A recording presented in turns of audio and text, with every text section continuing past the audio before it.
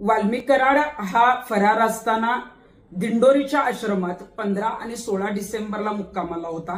17 डिसेंबरला दिंडोरी आश्रमातून तो निघाला आणि एक धक्कादायक माहिती अशी आता समोर आलेली आहे की 17 तारखेला तो दिंडोरी आश्रमातून निघाल्यावर नाशिक शहरामध्ये शरणपूर रोडला हस्तरेषा तज्ञांकडेही तो गेलेला होता. हस्तरेषा तज्ञांकडे आपले भविष्य बघण्यासाठी तो गेलेला होता आणि एकतर खंडण्या मागायच्या, दुसऱ्यांचे आयुष्य उद्ध्वस्त करायची आणि आपलं भविष्य कसं चांगलं आहे, पुढे आपल्या भविष्यात काय आहे हे बघायला हस्तरेषा तज्ञांकडे जायचं. एवढं गुन्हेगारी मानसिकता किंवा क्रूरता येते कुठून?